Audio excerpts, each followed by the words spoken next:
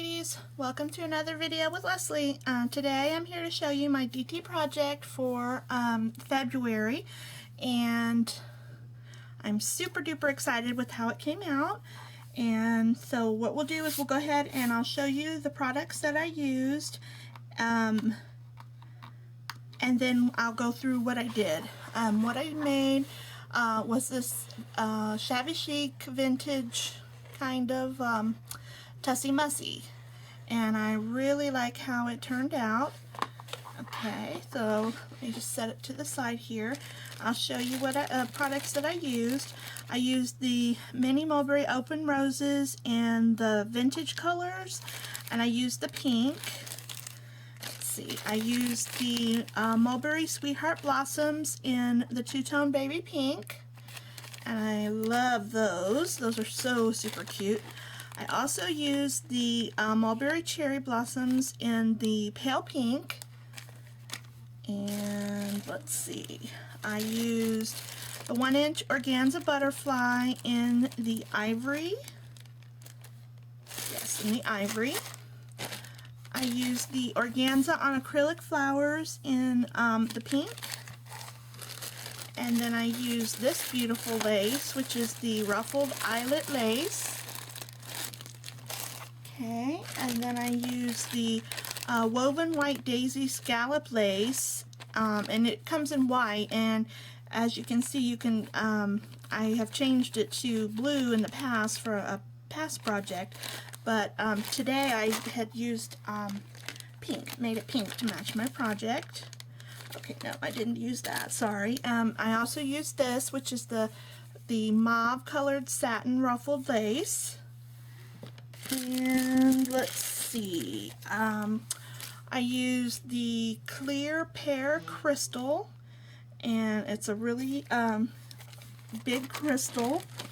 I used the cherubs, love those.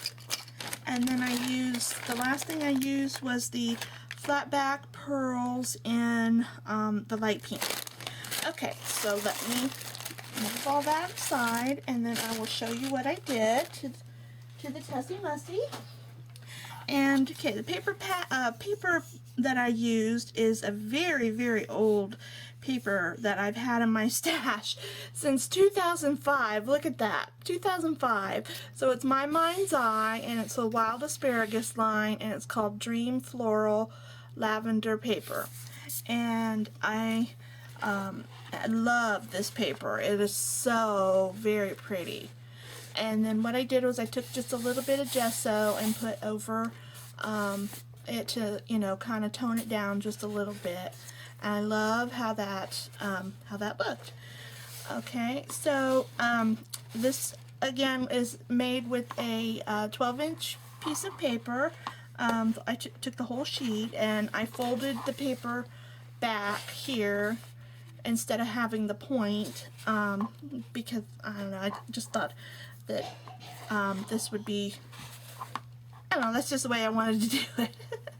So, and this is my first Tussie Mussie that I've ever made. I followed Lisi 46, Elise's tutorial on how she rolled her paper.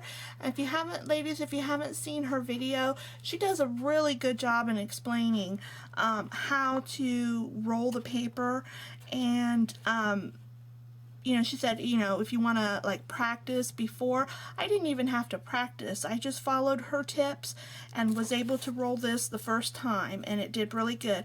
And I think the tip she said about doing the top first is really an excellent tip, because then you can always roll it down into the cone part after you get the top the way you want it. So I'll link that video down below so that you can check that out and watch that video to learn how to roll the Tussie Mussie.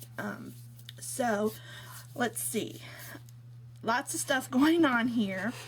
Let's see, I put this trim right here, and this is the eyelet trim, but it's not from the MBT store. This is some that I had in my stash because the MBT all she has is the white, and I needed it to be be the ivory color. So fortunately I had a little bit of that in my stash of laces, and so I used that. I used the satin ruffle here in mauve, and then this is another little lace that I had in my stash, and I put that all the way around the edge just to kind of give it a frilly edge instead of just the plain paper. And I like how that turned out. And then on the inside here I used some mauve beaded pearl trim that I had, and to attach my seam binding for the hanger, I just threaded it through one of my ribbon buckles and put a flat back pearl on it, and so it just gives it a little decorative you know, use there instead of it just being plain. And that holds the seam binding in, and this is the Snow White seam binding that MBT carries, and I just used I think it was Victorian Velvet Distress ink to get it the pink color. And then I did this clustering of flowers here, and let me just zoom in a little bit here so you can kind of see.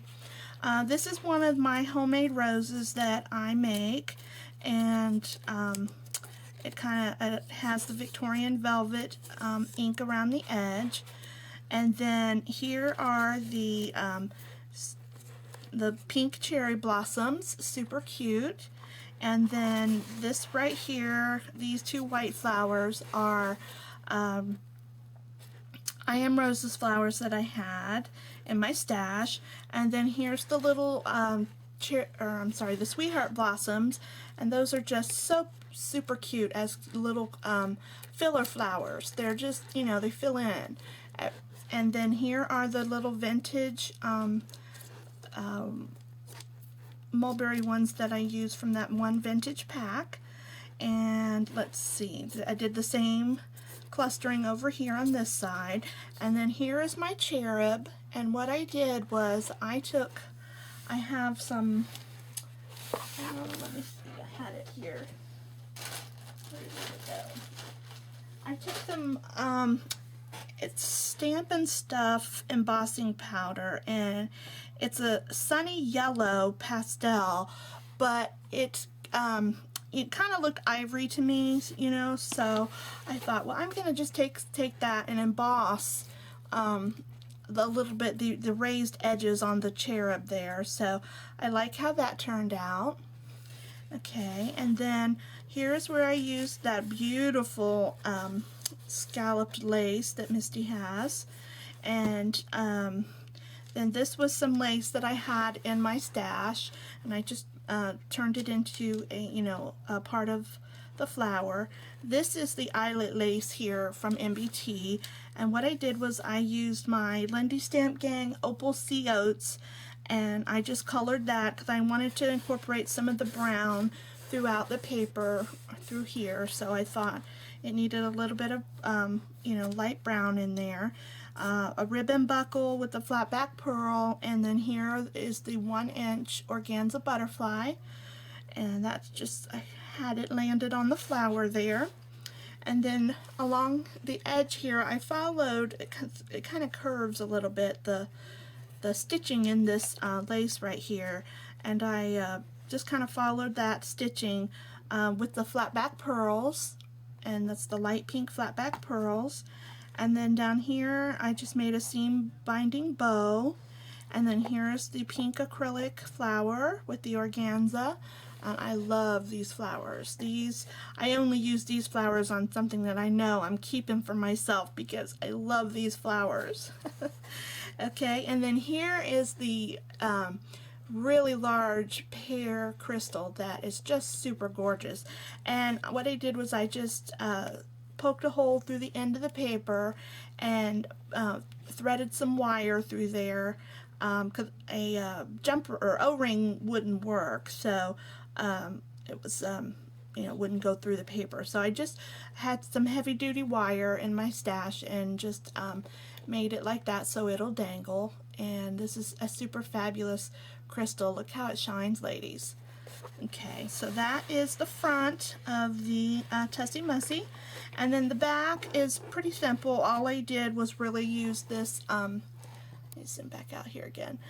This beautiful trim that Angie, Queen Bee, hey Angie, she had given me in a swap that we had did, and I had never used it, and I thought this is the perfect trim to use for this project.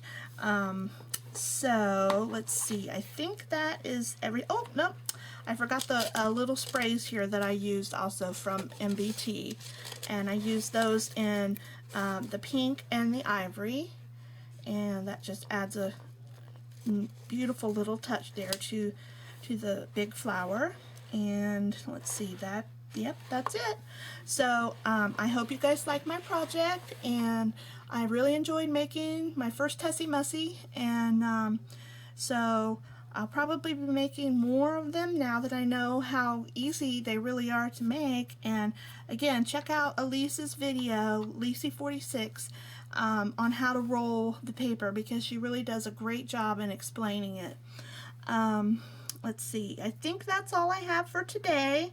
So thanks so much for watching, and be sure to visit mbtreasurista.com, and we are having, ladies, our design team call. We are looking for new members to add to our creative family. So if you would like to try out, make sure that you check out the MB Treasurista fan page or the MB Treasurista YouTube channel, because there should be a video there Misty put up of everything with all the details on how you can become a member of our creative family.